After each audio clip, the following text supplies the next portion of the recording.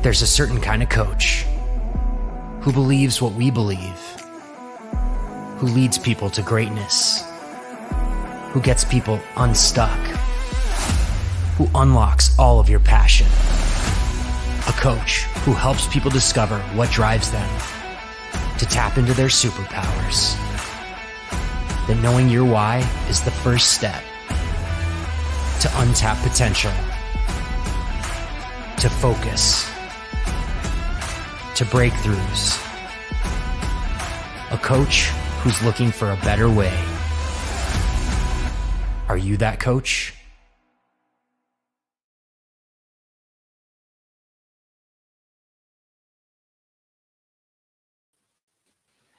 Hello, Bill. Welcome to Why Not Wednesday. Thanks for being with us today. How are you?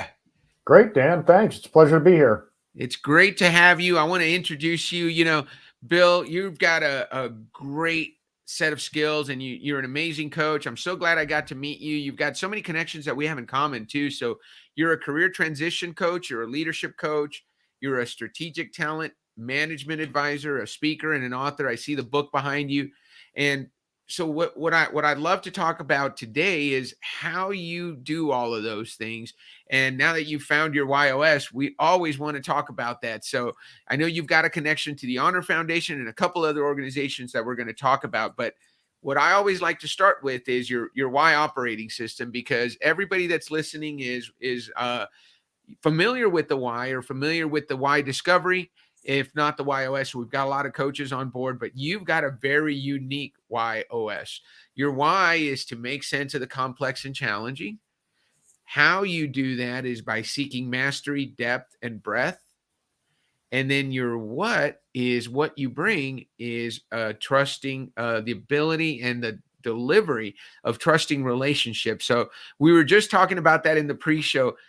You just learned about that yourself maybe a month ago, and you've gone through our training. How does that feel now that you've had some time to sit into it? On the one hand, it's kind of intriguing. On the other hand, it's almost relieving. It's like, oh, wait a minute. That explains why this, that, and the other happened through history. Yeah. One of the things that's typical of a make sense person is you can come to solutions pretty darn quickly. Right. And I've been blessed or cursed with that my whole life. I can cut through the malarkey pretty fast and get to what's the real issue, what are the potential solutions, and let's get to a solution that works. Right. Without wasting a lot of time. Right. And for some folks, that's great. They receive that well and they understand I'm just moving forward to get the solution so we can get on to other things. Other folks go, wait a minute, slow down there, smart guy. And it's never intended to be anything other than finding that best possible solution as quickly as possible, as efficiently as possible, and making sure that it's well researched, that mastery bit. Make sure we've done all the diligence possible in the time allowed, all for, in my mind, the purpose of being able to deliver a solution you can trust. Right. Because at the end of the day, doing what I do, trust is core to it. If people can't trust what I'm doing and how I'm doing it, I'm not going to have a client base for long. Well, and your clients are very special, right? So you're working in career transition specifically for military and law enforcement veterans. And then even there, you're even more specific because you work with special operations. And then even there, you go even further, more specialized when you work with Ranger for Life. So what's the relevance to you as you look at people that are making a career transition in terms of using people's why operating system for the veterans? Yeah. And for the law enforcement guys. Right. So, the population I primarily support is very specialized, whether it's law enforcement or whether it's a special operations community from all branches. Right. But many of the issues are similar to anyone in career transition, perhaps felt a little more strongly with this group. And that's this loss of identity. For many folks, they were the uniform, they were the rank. I was, Johnny was a Navy SEAL, and that's how I identified, or it was a Marine Raider, or, whichever, right? I was a police detective or a SWAT team member. And it becomes a very deep and robust part of your whole identity. And when you transition, whether it's voluntary or not, that identity is gone. And not only is the identity gone, the affiliation with the machine the environment, the tribe, if you will, that's now gone, or at least going away. And it leaves a person kind of naked, I would say. And they go, okay, so I'm no longer that. I'm no longer part of this. Right. Well, who am I and what am I and why am I? Right. And if they don't understand that, before I started with the Why Institute, one of my first steps on my model of coaching model was, who are you and what do you bring to the party? And it was not quite as clear and crisp as the Why operating system, right? Getting the answer to the why is one thing. And, I think, we've had discussions, with folks, well, what's my why? And people come up with stuff. But I was always left with, well, now what? What do I do with it? Right. That's the what, but so what? Right. Right. Yeah. So, what intrigued me with the WHY.os is it goes beyond just well, here's your why. Here's how that manifests itself. Here's how you go about doing it. It's how you bring it to life. And then the what at the back end, the what at the back end, it's your delivery. And I think, as you and I talked early on, I like the phrase, my why is my purpose, my how is my process, and my what is my promise. Right. And that's how I approach it. And I take that not just from a coach standpoint, but I try to apply that mindset to the folks that I'm coaching. Because in the end of the day, folks in career transition need to be able to articulate to potential employers the value that they're going to bring to that opportunity, right? Right. And they have to convince the employer that they are the best person to fill that open hole, right? Right. Right. And I believe if someone can sit down and answer that first question and says, well, tell me about yourself. Right. In a way that makes sense, in a way that's logical, in a way that's thoughtful, in a way that can be customized and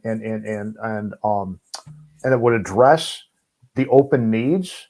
Right. Now they've set themselves apart right out of the gate, right? So tell me about yourself. Well, I can tell you that I've done some great work with the Why Institute, and I understand my why, and my why is making sense of things. And let me tell you a little bit about that. Right. And I go about that through mastery. And the way what that looks like is I do deep research as much time as possible. Right. And the reason I do it all is so that I can build trusting relationships and deliver solutions that you can trust over time. Yeah. That opens up a whole conversation in an interview type setting, in a networking type setting, in an informational interview even. Now, all of a sudden, you go from a kind of a blank face person who's interested in a job, right, someone who's really interesting to the employer. Right. And the conversation flows from that. We've had a lot of people that we've worked with that they will add this to the top of their resume. And so then the conversation is about, well, tell me about your why of makes sense. Tell me how you've done that in the past. And guess what? Bill has made sense of a lot of stuff in his life. And so you get a chance to tell stories of your success, right? It's your why, and it's what you've always done. It's what you like doing. Hey, she likes Bella loves your explanation of why, how, and what. Your what being your promise, right? And Bella, I will tell you, her why is trust. So she loves that promise in trust. So thank you, Bella, for your comment, and thank you for welcoming us. As I was saying, when you put your why, your how, and what, then you get asked the question, Bill, as a veteran looking for your first civilian job. Tell me about how you do that. And you say, well, I do that by seeking depth and breadth and researching. And then what you can count on from me is you can trust me. If I say it's going to get done, it's going to get done, right? You'll go to great extremes to be reliable. So who doesn't want to work with someone that does it? And I find that regardless of the WHY.os. Do you find that also? Well, I do. And, one of the challenges that military and law enforcement folks have in career transition is speaking the civilian language. Right. Right. I say this a little bit tongue in cheek, but oftentimes our veterans, they like to speak mil speak or veteranese. And, 93% of the population never served in uniform. They have no idea what you're saying. Right. So I believe that the construct of the WHY.os helps to open the conversation in a way that's not all military. It breaks that ice and says, okay, wait a minute, I understand making sense of things and I understand mastery. And it's easily described in civilian business consumable terms. Right. And then when they follow up and use those behavioral event interview questions, like, well, tell me about a time when, Mm-hmm. then they can open the door. And even if they use a little bit of mill speak or veteranese, it's already grounded in civilian language. I'm writing that one down. As a veteran, I have never heard of mill speak or veteranese. Come on. I actually made them up. There you go. Well, those are great phrases. And we get caught up in that, right? And you think everybody will understand what you're saying because you can. I remember the combat engineers. What do? I blow stuff up. What do you mean? What skills do you need to do that? There's a lot Yeah. of leadership lessons in blowing stuff up too. Well, I'll give you a great example. I got out and, one of the first questions, well, tell me about yourself. What you did in the military. I said, well, I was a 90 Alpha 5 Papa 3 Romeo. And they looked at me like, what in the world was that? And I thought I'd help. So I explained I was a tactical multifunctional logistics officer who was airborne and nuclear, biological, and chemical certified. And they went, I got nothing. I don't know what that means. If I'd have come with the WHY.os stuff, well, you know what? Let me tell you about myself. My why is about making sense of things. And I've made sense of some really complex things in some really dangerous circumstances. And here's a couple examples. And my how is mastery. And here's an example of that. And to do all that, my promise is trust. Yeah. Here's some examples of where it changes the conversation immediately, and it causes the candidate, the person transition, to connect at a better level with whoever they're networking with or interviewing with.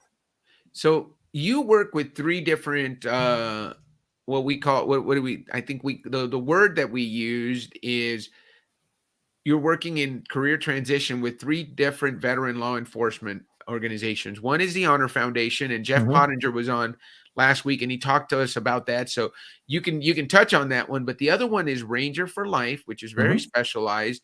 And the third one is Law Enforcement Connect. Tell me about each one of those for those that don't know what Ranger for Life is.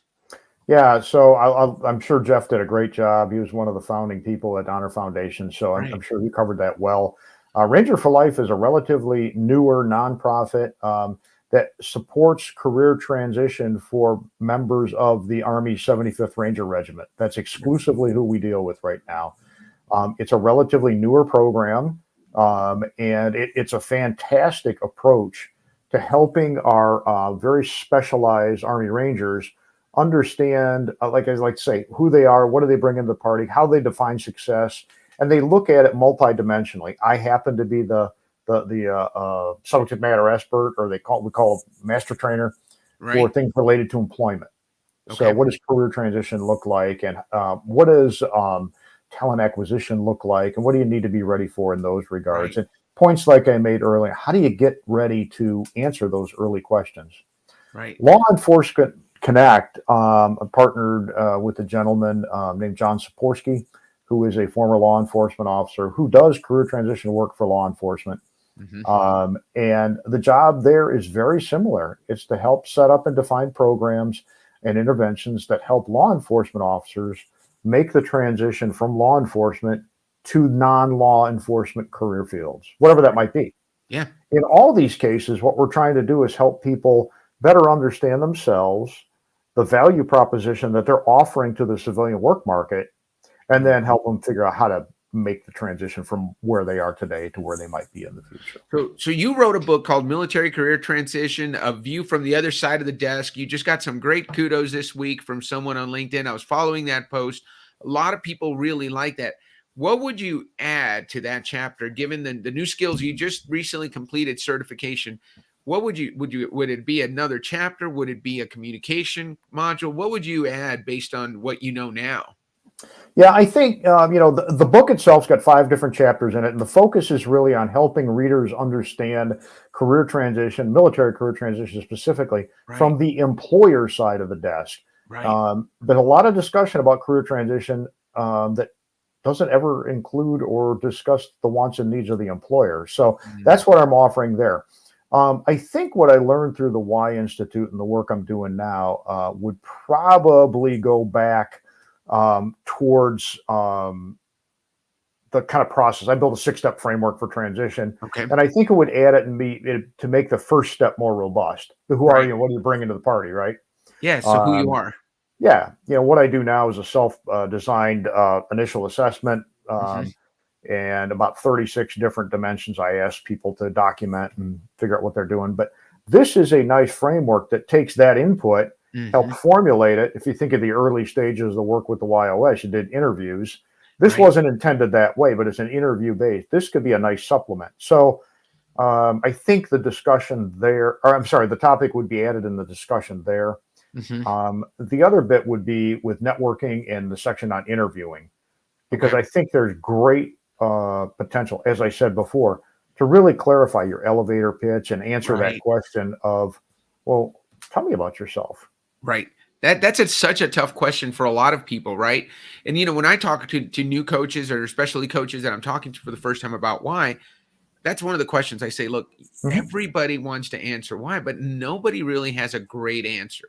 I was just talking to a new connection, Jennifer Mallory, a while ago, and she says, I used to think that my why was my kids. And that you can answer that way, and that's okay. But it's the same thing for a veteran. If a veteran says, well, my why is my branch of the military, right? Well, Mhm. what happens when you retire? Where's Yeah, your your why? why's gone then. Yeah. Right? Yeah. So then you what then you're searching for that meaning. Whereas when you know what drives you to do what you do, you can take that Mhm. anywhere, whether it's law enforcement, whether it's the 75th Ranger Regiment, or your Special Operations Command veteran, Mhm. or Mhm. you're Joe that runs the purchasing department at the hospital, right? Sure. You're still going to make sense of things. You're still going to seek mastery, and you're still going to build trust. So it makes it a little bit easier to communicate. Well, it does, and I think the other thing it helps you do, one of the mental models I use is you have to view career transition as a decision process, right? Yeah. And many of our military folks are highly skilled at decision making. They teach you how to make decisions, right? Right. And I say, you know what? If you understand your why, your how, and your what, that can become part of your decision criteria. Right. I understand for me that making sense of things is my why. Well, then I'm going to want to seek out jobs and opportunities and careers that allow me to bring that to life. Okay. Right. I'm not a great fit, and I didn't really understand this until I went through this training. But I'm not a great fit in doing routine, redundant kind of things. Right. Some folks, it's a great fit for them. Right. That works for them. For me, no way, because I'm always trying to figure out, how do I make this move faster? How do I make it Right. more efficient? How do I make the quality better? How do I Right. do how do I make sense of all this confusing stuff? Right. And quite frankly, I get bored kind of quick. Yeah. Once you made sense of it, okay, now it's working. What else can I go fix? Right. Yeah, yeah, Yeah, yeah. Gary just said, "Have you heard our coffee bean podcast?" So one of the things that he talks about in the podcast is how he helps prisoners transition to civilian life. Also, so Hmm. again, Hmm. very different environment than the civilian world, but they're searching for answers also. So very good point that Gary brings up. So let me ask you this, because we talked in the pre-show a little bit about you're an elected official and you Hmm. recently experienced something where your WHY.os was really evident. And one of the things that I love that you said was the knowing this about yourself, kind of, it's almost like a sigh of relief. So tell us about 93 questions. Tell us that scenario. So, yes, I'm president of our local village council. It's a very small community, but we have issues that are important to us. Sure. One of the big issues was on the table, and it was I won't bore you with the details, but it's a big. We make this decision; it's going to impact the village for decades, right? Right. And there's a lot of great reasons to do it, and there's some reasons maybe not to do it. And we were moving forward, and I thought, wait a minute, there's a lot of questions, mastery, that need to be answered before Right. we make any decisions or take any actions. Right. And some of my colleagues said, yeah, there are. And the other ones were like, no, I think we got enough. So I said, Right. you know what? I sat down and wrote 93 questions, all relevant. Yeah, and they were all relevant. Everybody admitted they were good questions, Right. but they were like, this will take us forever. And because I've got that make sense of things Right. thing, they were like, I was like, no, it won't. We're going to figure this out quick. And what I Right. found, we got to the 93, and it's like, well, then it's easy. I just got to figure out who to talk to. Right. And then we go talk to them. Yeah. And, then it made sense. And then we got to figure, okay, now we got answers to as many of the 93. Some of them were redundant and, all that. But Right. we got sufficient amount of answers to make me comfortable. Right. was then able to package it together so we could present it in a way that would make sense to our constituents and so on and so forth. And that drove a lot of good action. And along the way, there were some folks going, "Oh my God, that's Bill being Bill." Yeah. And there were others folks going, "Wow, thank God Bill's being Bill." Right. And along the way, I felt this kind of conflict. I wanted to make sense of things. I wanted the resolution, not in a unreasonably fast time, but I wanted to make progress towards making sense, which is Right. consistent towards the make sense why, right? Right. But I couldn't get there without understanding with enough detail Mhm. everything in enough breadth and depth behind it to go, yes, this makes sense. And the whole what of it all is because I want to know that people can trust the decision, that the Right. diligence was done. Right. So had I known this before I dealt with all that, it wouldn't have been maybe quite so frustrating.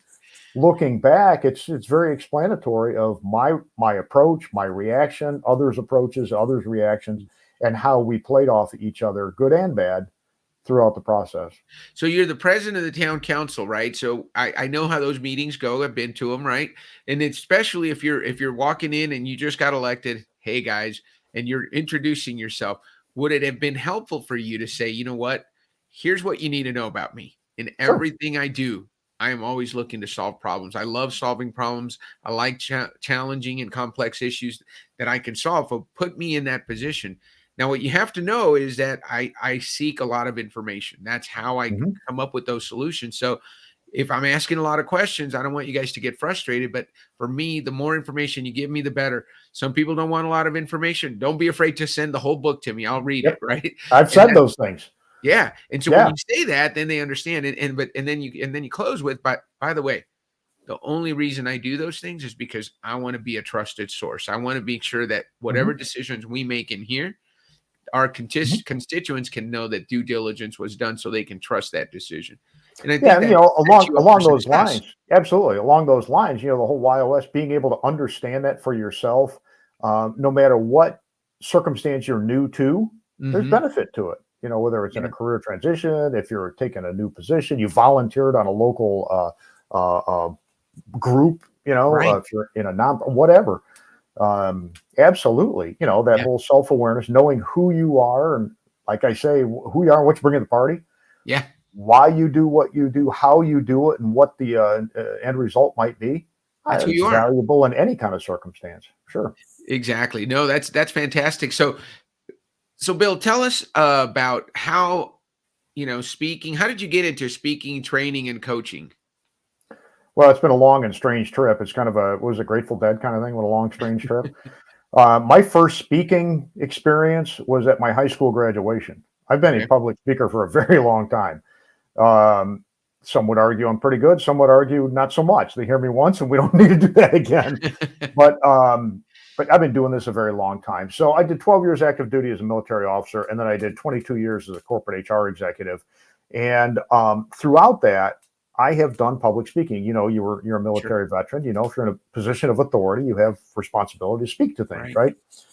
In the civilian world, I started out in the learning and development, leader development space, Gotcha. designing classes, delivering classes, Hmm. building and running programs, administering departments, that kind of thing. And then in 2018, I decided I was just kind of done with the corporate world. Right. I was burned out, and I knew what I wanted to do, and that was to hang out my own shingle, be my own boss, and be a coach and advisor for folks on leadership topics and career transition primarily. I still Right. do some other things, but that's kind of how I got to where I am today. Makes a lot of sense. And tell me about, maybe we just answered it, but one of the name of the show is Why Not Wednesday, right? So one of the questions I love to ask is tell us about a time you said why not to an opportunity, a circumstance, a choice you made, and it made a positive impact for you or for others. Yeah, so I actually have two of them, All right. if that's okay. So the first one is the getting out of the military. Mm-hmm. My family circumstance changed, and I was on a promotion list when I resigned. Mm-hmm. So I went through that. I go, well, why wouldn't I do this? Okay. Right. Um, in my case, the why not, the why outweighed the why not. Okay. Yeah. I needed to create, I didn't know this at the time, but I needed to create a solution to a challenging family situation. And the solution, based on a whole lot of homework, was, from my perspective, the best was that I get out and do something different. Okay. Right. I wanted to be as close to my kids as I logically could. The second one is when I left corporate America to start this coaching and advising role. Right. You know, I don't want to say I was running from something, but I was burnt out on corporate world, you know, 60, 70-hour weeks and 50 to 75% global travel. That can burn you out. Absolutely. And I thought, you know what? I think I want to do something. I go, well, why not? Yeah. And I had some concerns. Yeah. I love that, Isabella. The why was greater than the why not, you know? Yeah. My why was to go make sense of things. And the thing that I thought needed to have sense made of it Right. was this whole thing about career transition, especially for military veterans. Right. But, well, if I'm going to get out, I don't want to go work for somebody else. Right. So why not give this a shot? Mm-hmm. And I did. And I'm starting to make sense of some things that I think, and apparently a few other folks think, are beneficial to this whole world of military career transition. Well, that's a great, that leads me into, it wasn't in the pre-show questions, but who's your ideal client, Bill? Who is it that you just love working with? Yeah. So I work with all ranks. I work with all branches. I work with special operations. I work with non-special operations. Mm-hmm. My sweet spot where I'm really best are the career folks. Those E7 to E9, the 04 to 06, those folks that have been in a while. They've got some great long tenured experience. Mm-hmm. They bring great capabilities to the civilian workforce. Not that the others don't, right? But this population has, I think, more time and more depth and distance between them and the civilian work world. And, the whole genesis of this thing is a culture gap between our veterans and employers and the civilian work world. So I think the biggest hit I can make, the biggest benefit I can add is to those folks that have been out the longest doing things different than what the civilian world does. Well, here's a self-serving question. I always ask it because, there are coaches that are listening or potential coaches that are listening. What brought you to Why Institute? How'd you learn about us, and why did you decide to join? Honestly, I think you reached out to me. Yeah. So I think we connected on LinkedIn. We connected on LinkedIn. I made a conscious decision not to get all over social media and not to spend a lot of money on marketing and advertising. I said, you know what? I'm going to do this by word of mouth and LinkedIn. Yeah. I'm up to, over 13,000 connections now, which is not gigantic, but it's reasonable. It's very good. And, momentum creates its own. And we connected there. And you said, hey, have you ever thought about this? And I was intrigued by the why, the original stuff, but it always left me with, well, then what? Right. So I know my why. Big deal. What does that mean? Right. And it always kind of felt like I was hanging on for something else. And then when I saw the WHY.os stuff, it answered that question for me in a way that made sense. And, being me, Dan, I'll share that, I pushed back with quite a few questions. Yeah, you did. Because I needed to understand what's the science behind this thing. And if I'm going to do this, because trust is my thing, I need to know it's statistically valid and reliable. And, tell me about how we got to where we are and why does this work? And how come there's only 9 whys? And how did you get and I don't think I had 93 questions, but I might have had 20 or 30. Well, what's great about that is, I knew mastery was in your top 3. So I knew to expect that. So, and you'll do the same thing as you work with clients. You'll know what to expect. It's very predictable. So, Bill's not going to jump at this and say, okay, let's go. He's going to ask his questions. He's got to do his research. He's got to feel comfortable so that we can then move forward. And why would we not want to make sure all your questions are answered? Because, the people that are looking for a better way, they move pretty quickly, right? And they're like, hey, this is a better way. What do I need to do? And you and I had a couple of just great conversations, and you checked in on some things, and you called some people. And then when you felt comfortable, then it was easy. Mm-hmm. Yeah, once it makes sense to me, you're right. I'm in. Let's go. Yeah. Let me ask you this question, because you're a family man. How is understanding your WHY.os? I don't know if you've done it with your family, but how has it impacted your personal life? I haven't done it with the family yet, but we've had conversations about it. Yeah. I can see some great, and it's funny. I do, and I know I shouldn't do this as a coach, but I do some kind of I think this person is probably got that why, and Right. maybe that how, and I go, just stop. I don't want to commit informal malpractice here, Right. Um, but yeah, I think it can be very helpful, whether it's family or work or a social network or whatever, to help people better understand one themselves and two each other. Yeah. So, when, my kids are all grown now, but I know growing up, we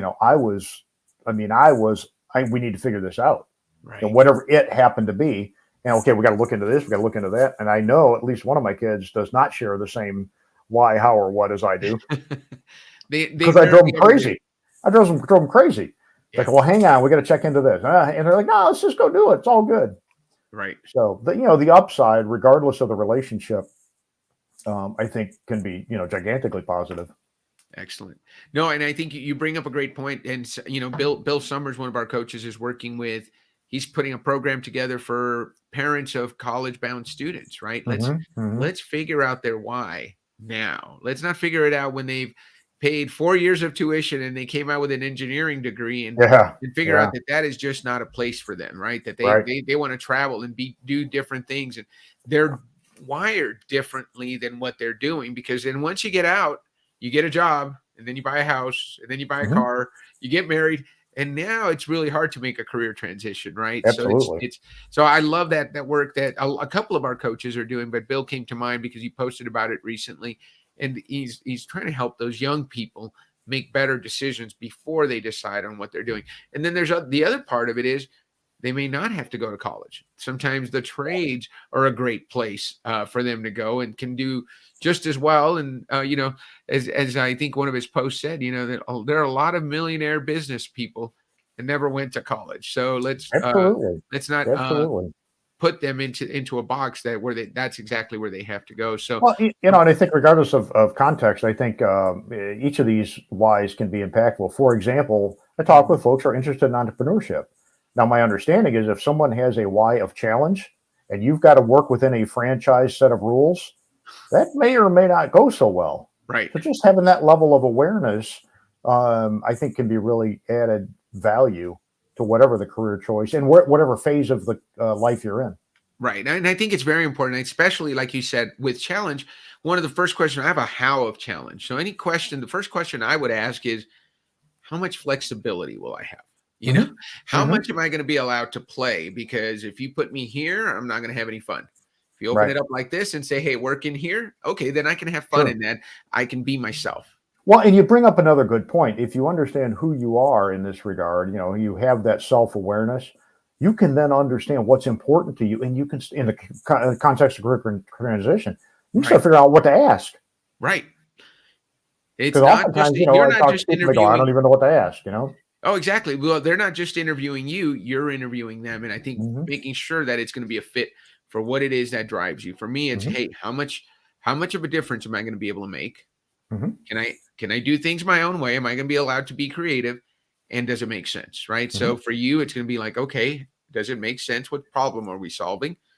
Am I going to be allowed to do depth and breadth of research so I can feel good about what I'm doing?